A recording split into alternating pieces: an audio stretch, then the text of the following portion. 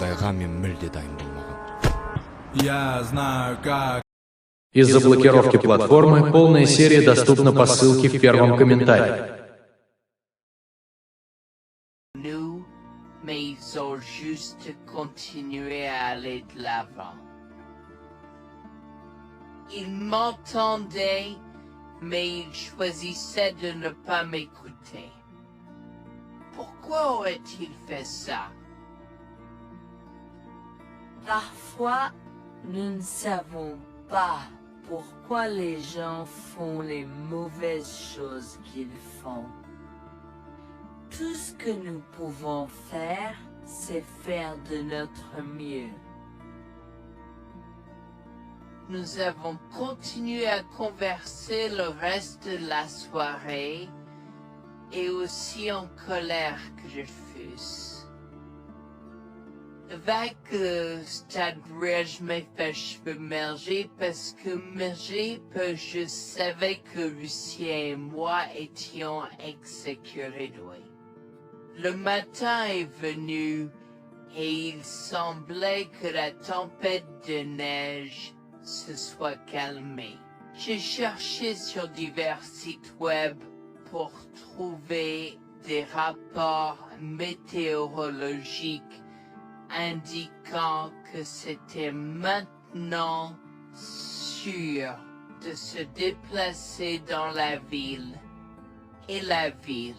J'ai échangé des coordonnées avec Georgina et Harold, les remerciant pour tout l'amour et les soins qu'ils nous ont montrés.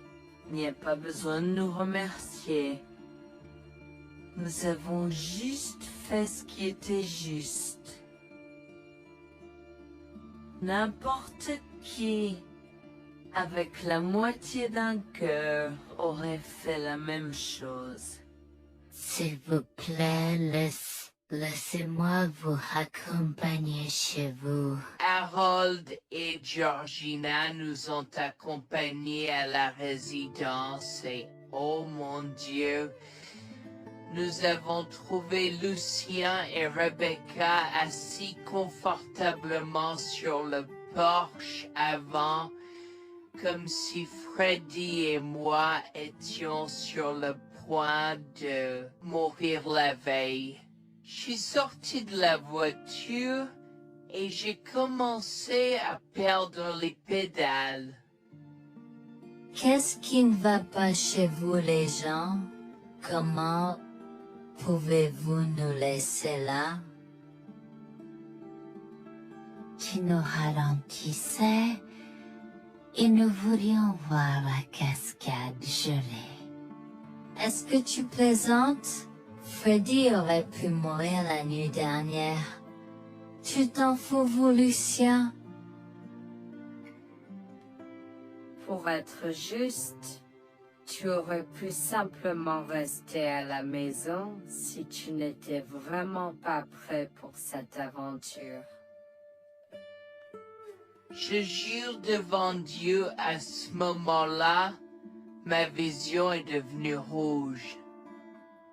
J'étais prêt à attaquer, à donner des coups de pied, à crier et à hurler pour que le monde entier entende à quel point ces gens étaient horribles.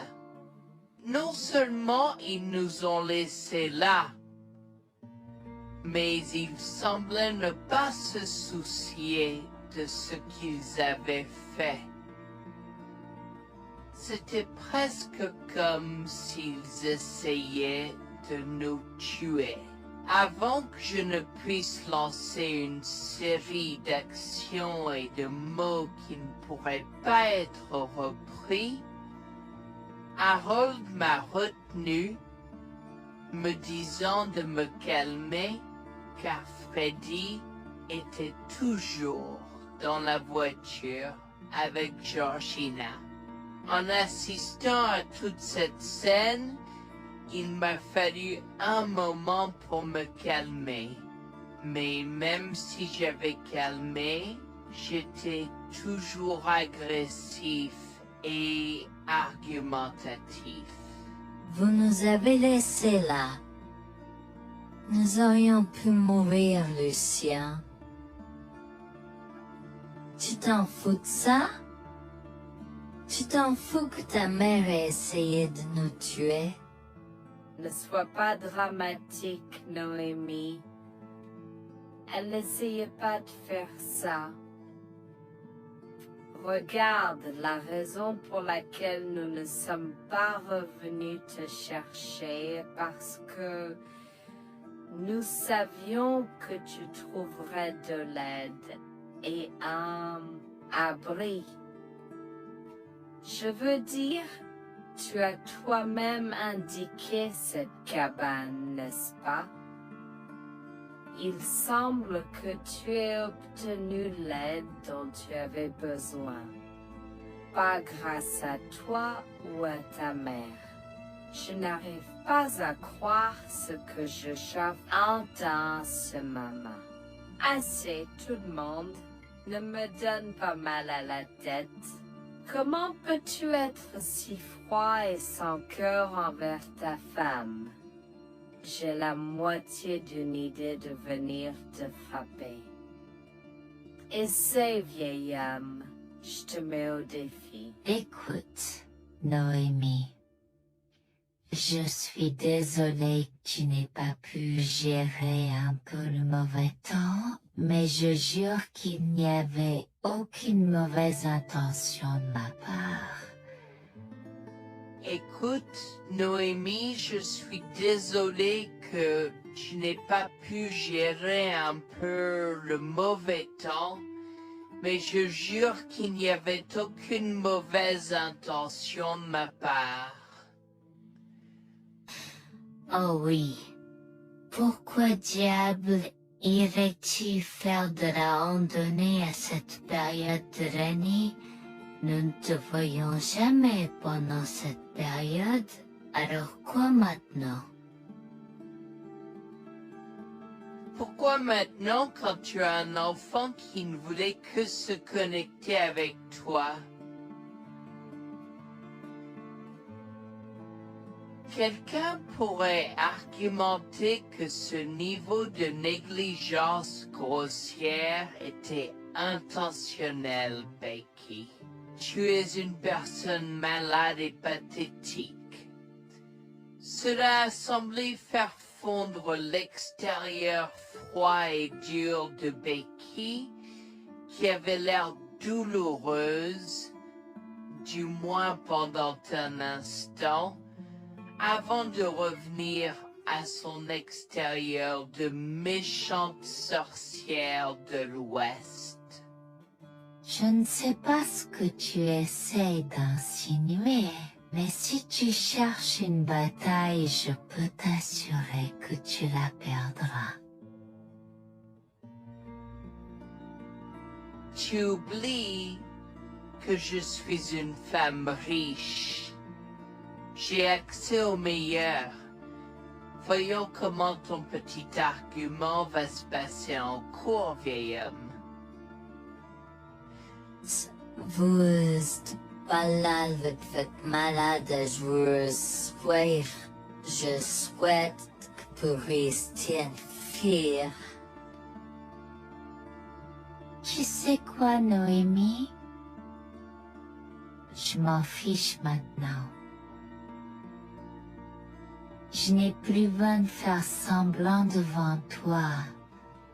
Et tout le monde.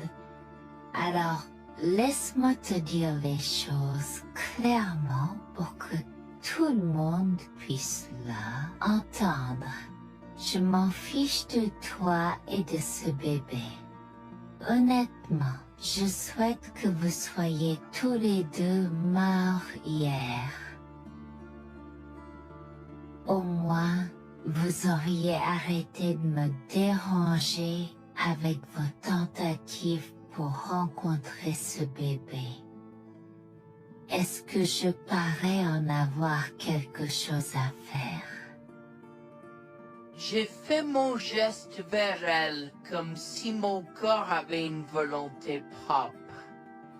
Je me suis approché d'elle et l'ai giflée. J'ai continué à la gifler et à donner des coups de pied aussi fort que possible jusqu'à ce que Jack et Harold me déchirent. Tu m'as stoppé. Comment osais-je? Comment osez-vous vous asseoir là et défendre cette sorcière? Elle l'avait mérité. Toi, je vais te poursuivre en justice. Comment oses-tu me mettre les mains dessus? Elle ne voulait évidemment pas cela. Regardez, il semble que les tensions soient élevées en ce moment. Pourquoi ne pas tous prendre une grande respiration? Entrons et réglons cela. Vous êtes un homme faible et pathétique, et j'espère que vous passerez le reste de votre vie à expier ce que vous avez fait à votre fils. Avant que Jack ne puisse répondre, je lui ai craché au visage avant de rentrer à l'intérieur, de prendre Freddy et ses affaires, et de monter dans la voiture avec Georgina et Freddy. Maman, j'ai peur. Que se passe-t-il? Pourquoi tu combattu grand-mère? Chérie, je suis vraiment désolée que tu aies dû voir ça. Les choses sont beaucoup plus compliquées ici et je ne veux pas te mentir. Mais je crains que tu ne sois un peu trop jeune pour comprendre. Mais pour l'instant, je suis désolée de devoir te dire que pour l'instant, il semble que grand-mère et papa ne veulent pas de nous ici. Nous ne pouvons pas être ici parce que papa et grand-mère ne sont pas très gentils et je ne veux pas que tu sois autour de personnes qui ne sont pas gentilles. Mais Georgina et Harold sont gentils, n'est-ce pas? Oui, j'aime Georgina et Harold. Harold et Georgina peuvent-ils être mes grands-parents? Oh mon Dieu, mon petit enfant, tu me fais pleurer. Bien sûr, je peux être ta grand-mère. Oh mon Dieu, mon petit enfant, tu me fais pleurer. Bien sûr, je peux être ta grand-mère. Je serai toujours ton ami et je te promets de prendre soin de toi si tu as besoin de moi. Harold a pris la voiture et nous a emmenés à un hôtel où nous avons pu nous reposer et nous remettre de nos émotions, mais malheureusement tout l'événement était un peu trop difficile à gérer. J'y avais très peur pour l'avenir pour Dieu, tant Freddy que moi, car cela signifiait le divorce. Mais j'avais peur, Bertie, qu'ils obtiennent la garde de Freddy. Décidé de parler au gymnase et s'est préparé de la question une fois que Freddy s'était endormi. Que vais-je faire? Je vais aller en prison? Nonsense. Cette sorcière ne portera pas plainte. Et si elle le faisait, elle ne le fera pas. car nous avons des preuves de sa conspiration pour commettre un meurtre. Comment? Nous sommes toujours préparés, chérie. Nous avons secrètement enregistré toutes les preuves. Maintenant, vous pouvez emporter cet enregistrement avec vous et l'utiliser contre votre mari et belle-mère au tribunal. Vous êtes des anges déguisés. Comment avez-vous fait ça? Quand? Comment? Chut, mon enfant, ne t'inquiète pas de tout ça. Écoute simplement l'enregistrement audio. Nous avons écouté et effectivement toutes les preuves avaient été enregistrées, y compris la partie où j'ai attaqué physiquement sa mère. Maintenant, ils vont me faire pour coups et blessures. Oh mon Dieu, pourquoi je fais ça? Maintenant, Bonjour, je m'appelle Jeanne et j'ai 37 ans. Je rédige ceci parce que l'année dernière a été très difficile pour moi et mon mari Jules. Nous avons beaucoup progressé depuis cet incident et je veux juste partager cette histoire pour aider quiconque pourrait se trouver dans une position similaire. Laissez-moi d'abord vous raconter comment j'ai rencontré mon mari, adorable. Tout a commencé de la manière la plus inattendue, dans un hôpital. Jules et moi nous sommes retrouvés à passer une longue nuit devant la salle d'urgence remplie d'inquiétude et incapables de partir. Jules était là parce que sa sœur avait eu un grave accident de voiture alors que ma mère a souffert d'une crise cardiaque. Dans cet espace partagé d'inquiétude et d'incertitude, nous avons trouvé du réconfort dans la présence de l'autre. Nous avons parlé facilement, découvrant un terrain d'entente et une compréhension réelle. Comme nous avons réalisé que cela prendrait un certain temps avant d'avoir des nouvelles des médecins, nous avons décidé de faire une pause et de prendre un café au café de l'hôpital. Nous ne savions pas que ces rencontres fortuites allaient changer nos vies à jamais. Au fur et à mesure que la nuit se transformait en aube, nous avons échangé des numéros avant de nous séparer à contre-séance. Pendant que la condition de ma mère se stabilisait et qu'elle commençait sa convalescence, la sœur de Jules faisait face à un voyage plus difficile. L'accident l'avait laissée avec de graves lésions de la moelle épinière et des blessures cérébrales, et elle était paralysée de la taille aux pieds.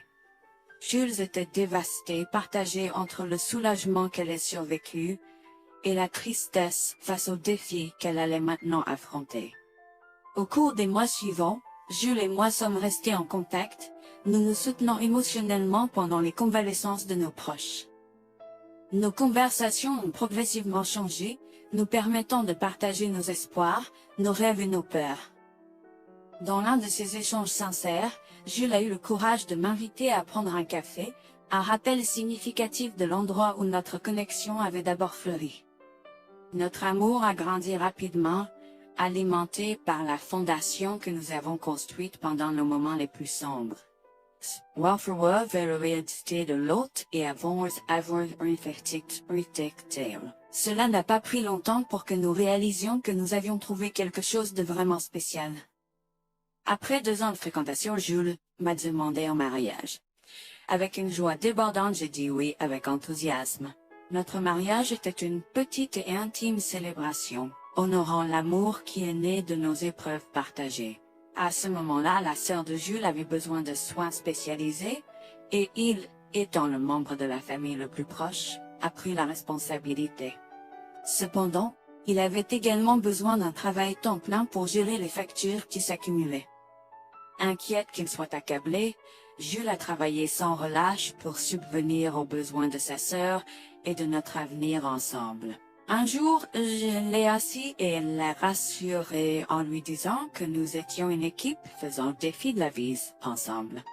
Chérie, j'ai besoin de te parler de quelque chose d'important. S'il te plaît, prends place. De quoi s'agit-il? Tu as l'air sérieuse, tout va bien? D'une certaine manière, non. Je t'ai vu lutter pendant un certain temps maintenant. Tu sais que tu peux me demander de l'aide, n'est-ce pas? Bien sûr que je le sais. Je ne veux juste pas t'imposer mes problèmes, tu sais. Mon chéri, nous sommes une équipe. Je veux que tu te souviennes toujours de ça.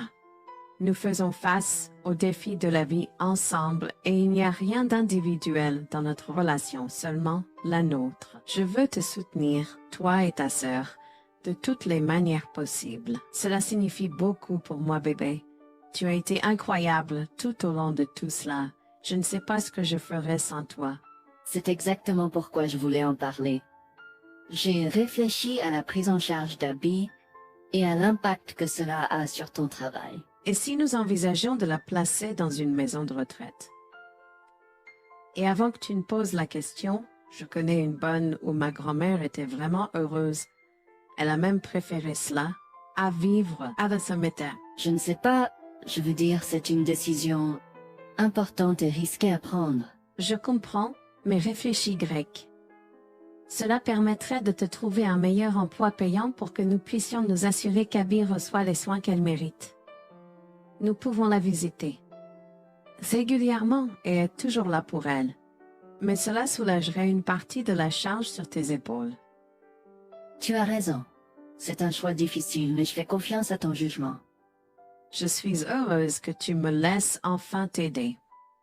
Crois-moi, les choses sont plus faciles quand on peut partager ses fardeaux avec quelqu'un. Je veux dire, c'est comme ça que nous nous sommes trouvés, non? Comment pourrais-je jamais l'oublier? Je t'aime tellement. Merci de rester à mes côtés. Tais-toi, pas besoin de remerciements. Tu sais que je serai toujours là pour toi. Je t'aime aussi, chérie. Jax m'a fait confiance et nous avons trouvé une maison de retraite pour Abby. Au cours des prochains mois, Jax a trouvé un travail mieux rémunéré et a rendu visite à sa sœur tous les jours. Le rétablissement d'Abby a progressé de manière surprenante bien qu'elle soit paralysée. Elle a commencé à se déplacer dans la maison de retraite dans son fauteuil roulant, déterminée à explorer. La maison de retraite permettait aux résidents de sortir avec des membres de leur famille enregistrés, alors je lui ai envoyé une allocation mensuelle pour l'aider à s'amuser. La mère de Jax, Grégoire, a entendu parler de son dévouement au bien-être d'Abby et des efforts qu'il a déployés pour s'occuper d'elle. Grégoire est venu à notre domicile, les larmes aux yeux, pour exprimer à quel point il était fier de son fils, Orap. Mère, pourquoi pleures-tu? Qu'est-ce qui ne va pas? Je veux juste que tu saches à quel point je suis fier de toi, Jules. Tu as montré une telle force et compassion en prenant soin d'Abby. Je ne pourrais pas être plus fier d'avoir élevé un fils aussi merveilleux. Eh bien, merci, mère. Je fais juste ce que je peux pour Abby. C'est pas facile, mais je l'aime et je veux m'assurer qu'elle va bien. Tu as fait plus que suffisamment, mon chéri. Je ne veux pas que tu portes ce fardeau seul. Je veux prendre le relais et rendre visite à Abby plus fréquemment. Tu dois te concentrer sur ton travail et ta propre vie. Abby sera bien prise en charge. Fais-moi confiance. Eh bien, ce n'est pas comme si je l'avais fait seule. Jeanne a été à mes côtés, me soutenant à chaque étape du chemin. Nous sommes une équipe et nous sommes tous les deux engagés dans le bien-être d'Abby. Oh, je sais que Jeanne a été là, mais tu as fait tellement, Jules. Il est temps que tu priorises ta propre vie et ta carrière. Abby sera entre de bonnes mains. Fais-moi confiance. D'accord, mère, si tu es sûre de toi, alors j'accepterai. Mais je veux que tu saches que c'était un plaisir de prendre soin d'Abby et que je serai toujours là pour elle, quoi qu'il arrive. Je t'apprécie, Jules, mais il est temps pour toi et Jeanne de vous concentrer sur vos futurs. Fais-moi confiance, ce sera pour le mieux. D'accord, mère, si tu crois que c'est la bonne chose à faire, alors j'irai avec. Promets juste de bien t'occuper d'Abby. Je te le promets, maman, tu peux compter sur moi. Maintenant, m'en va et concentre-toi sur ton travail. Laisse-moi m'occuper de la garde d'Abby. J'ai trouvé l'intérêt subi de Grégoire pour Abby un peu étrange, mais je me suis tue car je savais que ce moment était important pour Jules. L'année suivante, Jules s'est concentré sur son travail et obtenu une augmentation. J'ai également obtenu une augmentation, ce qui nous a permis d'augmenter l'allocation mensuelle de Bal d'Abby. Grégoire a tenu sa promesse, mais il y avait un piège. Il a toujours insisté pour que nous restions occupés par le travail et nous a rappelé à quel point Abby était heureuse avec plus d'argent. Il nous a grondé si nous voulions la visiter et a prétendu qu'il savait ce qui était le mieux pour elle. Grégoire nous a fait appeler avant de rendre visite à Abby, donc il a contrôlé notre accès à elle. En conséquence, nous l'avons vue de moins en moins, mais nous avons continué à lui envoyer l'allocation chaque mois. Je me sentais mal à l'aise par la situation. L'attitude possessive et le comportement contrôlant soudain de Grégoire m'inquiétaient. Il semblait toujours avoir des excuses lorsque Jules avait besoin d'aide avec Abby dans le passé. Cependant, je n'ai rien dit car je savais à quel point Abby était importante pour Jules. Malgré les défis, Jules et moi sommes restés engagés à soutenir Abby. Nous avons tenu notre promesse de fournir une assistance financière, même si nous ne pouvions pas être avec elle autant. Nous avons cru qu'Abby méritait les meilleurs soins. Même si nous ne pouvions pas être avec elle autant, nous avons cru qu'Abby méritait les meilleurs soins et le bonheur, et nous voulions qu'elle ait les moyens de profiter de la vie à fond. Un jour, Jules était un peu trop submergé par le manque d'Abby. Nous nous étions tous les deux beaucoup impliqués dans le travail et n'avions pas eu le temps de lui rendre visite. Nous avons décidé de lui rendre visite sur un coup de tête. Nous ne l'avons pas dit à Grégoire car nous ne voulions pas entendre ses remontrances ou ses réprimandes. Avant d'arriver à la maison de retraite, Jules et moi nous sommes arrêtés au supermarché pour acheter à Abby toutes ses collations préférées. Nous étions tous les deux très excités de la voir et de passer du temps de qualité avec elle. J'ai même apporté ma Nintendo Switch pour qu'elle puisse y jouer. Nous sommes entrés et avons immédiatement commencé à chercher Abby, mais nous ne pouvions pas la voir nulle part. Je pensais qu'elle était probablement partie pour un rendez-vous chez le médecin ou qu'elle était probablement dans le jardin. Nous avons trouvé l'infirmière d'Abby, Mme Smith. Elle nous a regardés avec confusion. « Excusez-moi, pourriez-vous nous dire où est Abby? Nous la cherchons. » Charlie, savez-vous pas ce qui s'est passé? Non, nous n'en savons rien. S'il vous plaît, dites-le nous. Que s'est-il passé? Est-ce que Abby va bien? J'ai essayé de contacter Grégoire car il a insisté pour être le point de contact pour toutes les informations concernant Abby, mais il n'a jamais répondu à mes appels. S'il vous plaît, dites-nous simplement ce qui s'est passé. Est-ce que Abby va bien? Je suis vraiment désolée de vous apprendre cette nouvelle. Alors que nous administrions un nouveau médicament à Abby, son corps a eu une réaction sévère. Elle est tombée en état de choc, malgré nos efforts, il a été. Quoi? Quand cela s'est-il produit? Cela s'est produit il y a 2 mois. 2 mois? Comment cela est-il possible? Pourquoi n'avons-nous pas été informés? Je m'excuse pour cette omission. Nous essayons de joindre Grégoire comme il l'avait demandé, mais il semble qu'il n'a jamais reçu nos appels. C'est incroyable. Nous aurions dû être au courant, nous aurions dû appeler là Abby. Merci de nous l'avoir dit, Manager Smith. Nous aurons besoin de temps pour traiter cela. Pouvez-vous nous laisser un peu d'intimité? Bien sûr, prenez tout le temps dont vous avez besoin. Je serai là si vous avez des questions ou si vous avez besoin d'aide. Je suis vraiment désolée pour votre perte. Je pouvais sentir le monde de Jules s'effondrer et le mien aussi. Bien que Abby ne soit pas ma propre sœur, je la traitais comme telle. Je m'efforçais de la connaître. Au fil du temps, je suis absolument tombée amoureuse d'elle. Nous étions comme des sœurs. Abby a été si pleine de vie malgré sa situation. Jules était un désordre de larmes, pendant que je ne pouvais tout simplement pas me résoudre à pleurer. Je me sentais tellement engourdie. Je ne pouvais pas croire que Abby était partie. Je me sentais tellement coupable qu'elle ait souffert toute seule. Je me sentais tellement coupable de ne jamais avoir pris le temps de la rencontrer.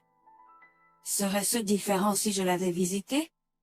Je savais que Jules se sentait de la même manière que moi. Je savais que nous ne pouvions pas continuer à rester là et à pleurer. Alors je l'ai guidé gentiment hors de l'installation. Le trajet de retour à la maison était silencieux, alors que le chagrin enveloppait nos âmes. Quand nous sommes arrivés à la maison, nous nous sommes tous les deux effondrés en pleurs dans les bras, un de l'autre. Nous avons pleuré et pleuré pendant ce qui semblait être des heures. Jules était furieux que nous n'ayons même pas pu dire au revoir à Abby.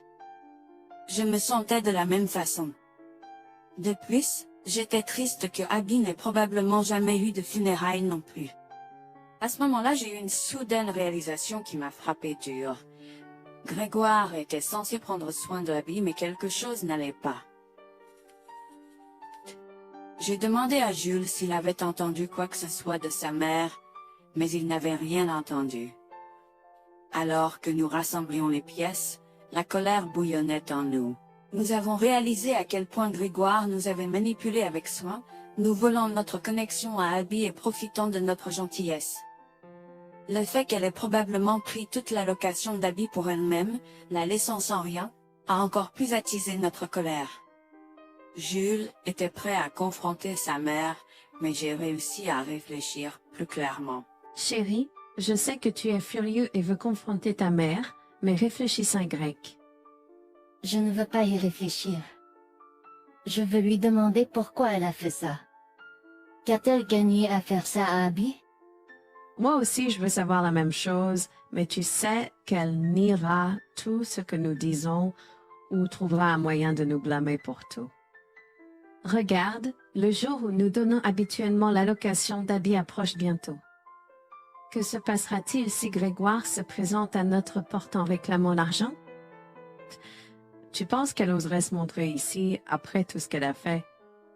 C'est possible, chérie. Si elle le fait, ce sera son aveu involontaire envers nous. Nous pourrons l'utiliser comme preuve. Oui, et puis, nous pourrons exposer ses méfaits maléfiques à tous. Exposer sa méchanceté devant tout le monde peut ne pas être la meilleure chose à faire pour l'instant. Réunissons des preuves et engageons une action en justice à la place. D'accord, tu as raison. Nous devons aborder cela de manière stratégique. Nous allons suivre ton plan et rassembler les preuves dont nous avons besoin.